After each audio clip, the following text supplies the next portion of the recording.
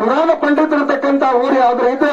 ಯಾವ್ದ್ರಿ? ನಮ್ಮ ಯಾದಗೋಡು ಗ್ರಾಮ ಅಂತಕ್ಕಂಥದ್ದು ನಕ್ಷತ್ರವಾಗಿರ್ತಕ್ಕಂಥ ಯಾದಗೋಡು ಗ್ರಾಮದ ತಂದೆ ಬೀರೇಶ್ವರನ ಜಾತ್ರಾ ನಿಮಿತ್ತವಾಗಿ ಭಕ್ತರ ಮನೆಯಲ್ಲಿಂದ ಪ್ರಾರಂಭವಾಗುವ ಜಾತ್ರೆ ಇದು.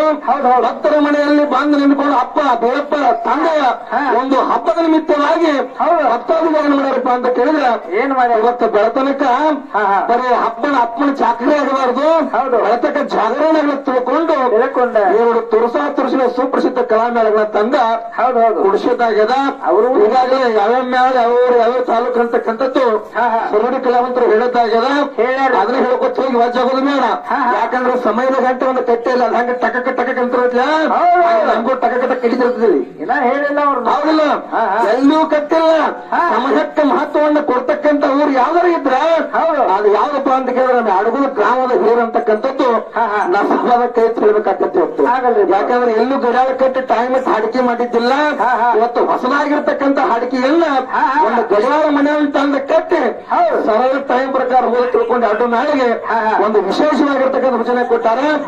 ತಂದೆ ಒಳಗಕ್ಕಾದ್ರೂ ಏನೋ ಎರಡು ಮೇಳದೊಳಗೆ ತಪ್ಪ ದೋಷಗಳಾದಾಗ ಲೋಪದೋಷಗಳಾದಾಗ ಮನೆಯಾಗಿನ ಮಕ್ಕಳನ್ನ ಹೆಂಗ ಹೊಡೆಯೋದು ತಗೊಂಡ ಜೋಪಾನ ಮಾಡ್ತಿರುವತ್ತು 11 ತನಕ ಎರಡು ಮೇಲೆ ಮನಿ ಮಕ್ಕಳನ್ನು ತಿಳ್ಕೊಂಡು ಎರಡು ಮೇಲೆ ಜೋಪಾನ ಮಾಡ್ತಿರತಕ್ಕಂಥ ಮಹದಾಶಯ ಭರವಸೆ ನಿಮ್ಮ ಮೇಲೆ ಇಟ್ಟ ನೇರವಾಗಿ ವಿಷಯಕ್ಕೆ ಬರುತ್ತಮ್ಮ. ಹೇಳ್ರಿ ಸರಳ ಕಲಾವಂತರು ಬಹಳ ಚಂದ ಮಾರ್ಗ ಮಾತಾಡಿ ಬಹಳ ಚಂದ ಸ್ತೋತ್ರ ಮಾಡಿ ಬಹಳ ಚಂದ ಹೇಳಿ ಹೋದ್ರು.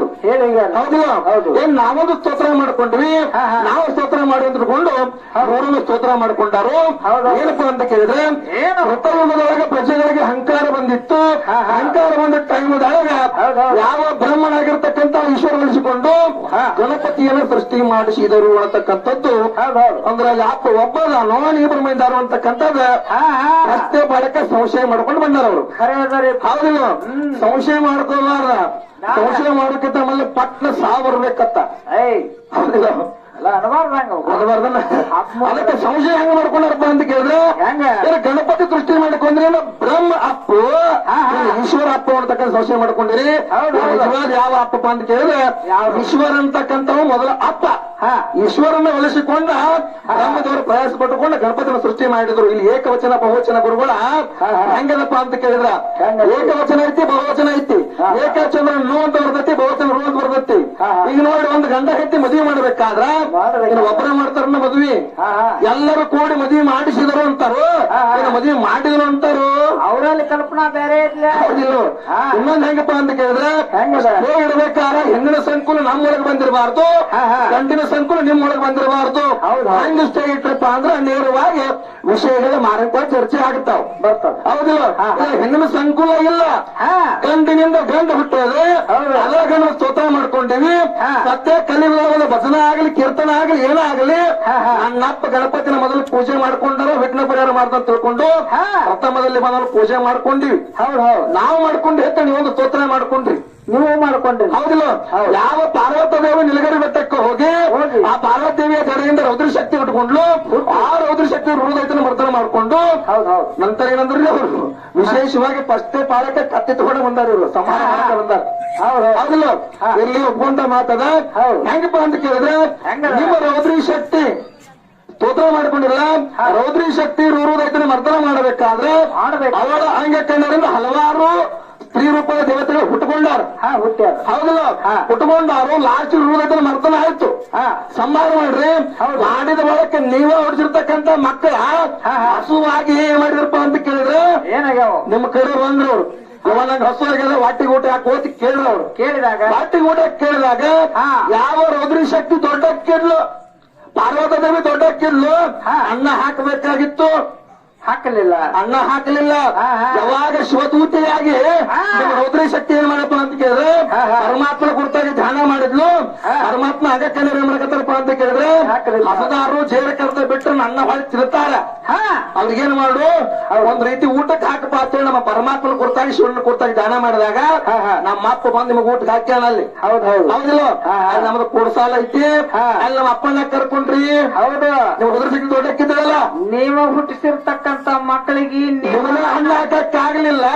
ಅವಾಗ ನಮ್ಮ ಪರಮಾತ್ಮನ ಕರೆದು ಯಾವ ಶಿವನನ್ನ ಕರೆದು ಊಟಕ್ಕೆ ಹಾಕಪಾತ್ರ ಧ್ಯಾನ ಮಾಡ್ಕೊಂಡಾಗ ನಮ್ಮ ಅಪ್ಪ ಊಟಕ್ಕೆ ಹಾಕಿದಾಗ ನಿಮ್ಮವ್ರ ಸಂಪಾಗ್ಯಾರ ಹೌದಿಲ್ಲ.